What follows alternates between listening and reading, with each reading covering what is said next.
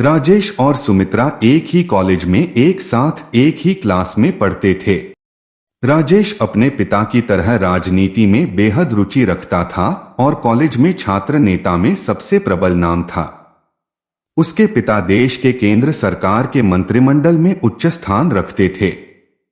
राजेश जितना अधिक नेता में प्रबल था उतना ही वे लड़कियों का दिल जीतने में भी प्रबल रहता था। उसकी छवि पूरे कॉलेज में बेहद उत्तीर्ण पद पर रही। वे पढ़ाई के साथ खेल में भी अव्वल रहा। जब भी किसी भी शख्स को कॉलेज में कोई भी मुसीबत से सामना करना पड़ता उसका हल मात्र राजेश के पास होता। राजेश का दिल नेतागिरी के अलावा किसी अन्य पर भी केंद्रित रहा। उस केंद्र का नाम सुमित्रा था। सुमित्रा बला की खूबसूरत थी। वे अंग्रेजी डिक्शनरी में ब्यूटीफुल शब्द का सबसे प्रमुख व्याख्यान करती थी। शर्मीले स्वभाव की बोली सी सूरत ओढ़े सुमित्रा प्रेम की एक अलग प्रस्तुति पेश करती थी जो बेहद प्यारी थी। सुमित्रा मन ही मन राजेश को चाहती थी, लेकिन वह कह नहीं पाती थी क्योंकि उसे यह डर था कि कहीं राजेश मना न कर दें, क्योंकि राजेश बेहद अमीर घर से ताल्लुक़ रखता था तो वहीं सुमित्रा एक सामान्य परिवार की बेटी थी। एक दिन सुमित्रा कॉलेज से घर की ओर जा रही थी। रास्ते में उसे राजेश मिला। दोनों की नजरें एक दूसरे को देखने लगी जैसे कई जन्मों की बात कर रहे हों। फिर कुछ मिनटों के बाद दोनों ने एक दूसरे से नजर हटाई और नीचे की ओर झुकाई। राजेश बाइक पर अलग दिशा निकल रहा था तो वहीं सुमित्रा अलग दिशा। दोनों एक दूसरे से काफी दूर हो गए थे। तभी सुमित्रा को कुछ लोग छेड़ने लगे जो कॉलेज के ही थे। सुमित्रा काफी घबरा गई और वहां से तेज रफ्तार में दौड़ने लगी। राजेश को अचानक से सुमित्रा के पास कोई काम याद आ गया। वह मुड़ा और अपनी बाइक की तेजी से सुमित्रा की तरफ, लेकिन वह अचंभित रह गया जब देखा कि सुमित्रा वहां मौजूद नहीं थी। राजेश को वही लड़के दिखे। राजेश को उन्हें देखकर यह आभास हो गया था कि सुमित्रा के साथ कुछ हरकत कर रहे होंगे जरूर। वह वहीं रुका रहा और उन लड़कों से बात करके उन्हें सभी को भेज दिया। कॉलेज के सब लड़के राजेश से डरते थे क्योंकि वह किसी के साथ भी अन्याय नहीं सहन कर सकता था। जैसे ही वह गए राजेश ने सुमित्रा को ढूंढने की कोशिश करी, लेकिन वह काफी देर तक नहीं मिली।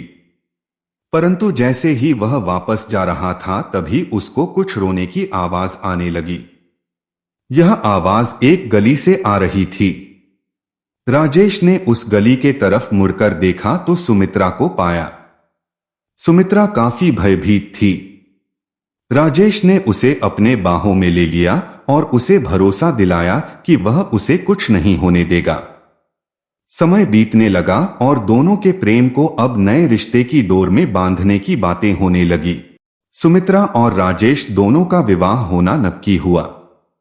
सुमित्रा ने बताया वह अनाथ है, उसका कोई नहीं, वह अकेली रहती है घर पर।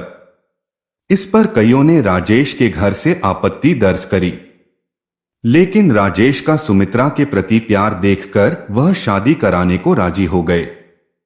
उनकी जोर शोर में शादी संपन्न हुई। दोनों एक दूसरे में बेहद खुश थे। 3 अगस्त इस तारीख का प्लान बनाकर दोनों अपना हनीमून मनाने हिमाचल प्रदेश के शहर कसौली पहुंचे। कसौली के प्रसिद्ध रेस्टोरेंट कसौली पैराडाइज में अपने प्यार भरे क्षण बिताने के लिए वे वहां के मैनेजर से एक कमरा लेते हैं। राजेश ने सुमित्रा से कमरा चुनने को कहा। वह रेस्टोरेंट 5 मंजिला था। सुमित्रा ने सुझाव दिया कि कमरा तीसरे मंजिल पर ही लेंगे। ऐसा उसने इसीलिए कहा था क्योंकि रेस्टोरेंट के तीसरे मंजिल से पहाड़ों का बेहद मनमोहक दृश्य नजर आता था। इसी कारण तीसरी मंजिल के कमरे महंगे भी होते थे और जल्दी फुल भी हो जाते थे। मैनेजर ने उन्हें 304 नंबर की चाबी दी और वेटर को बुलाया ताकि वह सामान लेकर जा सके। लेकिन सुमित्रा उस मैनेजर से जिद करते हुए कहने लगी कि उसे 308 नंबर की चाबी चाहिए। मैनेजर ने उन्हें मना किया और कहा कि वह कमरा अभी रेनोवेशन होना है। लेकिन सुमित्रा बार बार वही कमरा खुलवाने के लिए बोलती रही। राजेश भी सुमित्रा के प्यार में उसकी जिद को पूरी कराने के लिए मैनेजर से गुहार लगाई खुलवाने को। शुरू में तो मैनेजर नहीं माना, अंत में उसे भी मानना पड़ा, क्योंकि राजेश ने ज्यादा धन लाभ देने का वायदा किया था। दोनों कमरे में एक दूसरे को निहार रहे थे, साथ ही साथ पहाड़ों को भी, जो कसौली की खूबसूरती को बखूबी दर्शा रहे थे। जैसे ही दोनों एक दूसरे के प्यार में डूब रहे थे और सारी हदें पार करने की ओर बढ़ रहे थे, तभी एक अजीब सी आवाज ने दस्तक दी। राजेश ने पहले कमरे के हर एक कोने में देखा कि कहीं कोई खिड़की खुली न रह गई हो। वह उठा, लेकिन खिड़की कोई भी नहीं खुली थी, पर फिर भी उसे किसी के चलने की आवाज पूरे कमरे में सुनाई दे रही थी। वह डर के मारे बेड पर मुड़कर देखने लगा, लेकिन वह देखकर अचंभित रह गया। वहां सुमित्रा मौजूद नहीं थी। वह डर की सीमा को लांघ चुका था। पूरे कमरे में वह अब सुमित्रा चिल्लाने लगा। कमरे के बाहर जाने की कोशिश करता, लेकिन कमरा मानो किसी ने बाहर से बंद कर दिया हो। यह पहली बार था कि राजेश डर के मारे रोने लगा हो। अचानक से उसे कमरे के बाथरूम से पानी चलने की आवाज आती है। वह दौड़ते हुए बाथरूम के तरफ पहुंचता है। जैसे ही वह उधर पहुंचता है, पानी की आवाज बंद हो जाती है। राजेश, जानू कहां ढूंढ रहे हो मुझे, आओ मेरे पास, सुमित्रा की आवाज। राजेश देखता है कि सुमित्रा बालकनी में खड़ी हुई होती है। जैसे ही राजेश डर के मारे उससे लिपटने के लिए बढ़ता है, सुमित्रा एकदम से गायब हो जाती है और राजेश पहाड़ से नीचे गिर जाता है। उसकी मौत हो जाती है। अगले दिन उसकी लाश पहाड़ से बरामद होती है। इंस्पेक्टर रणदीप सिंह को तहकीकात करने की जिम्मेदारी मिलती है।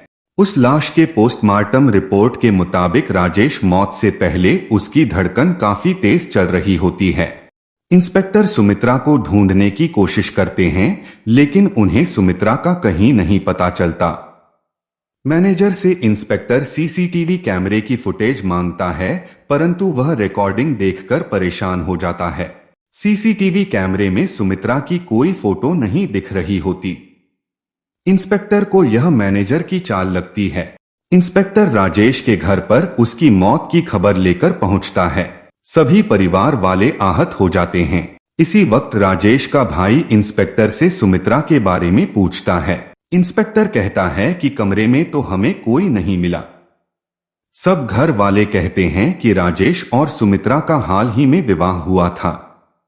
इंस्पेक्टर ने उन्हें सुमित्रा के परिजनों को फोन करने को कहा। इंस्पेक्टर को फिर पता चला कि सुमित्रा का तो कोई है ही नहीं। वह कॉलेज में भी पता करने गया तो पता चला कि कॉलेज में सुमित्रा नाम की कोई लड़की ने कभी एडमिशन ही नहीं लिया था।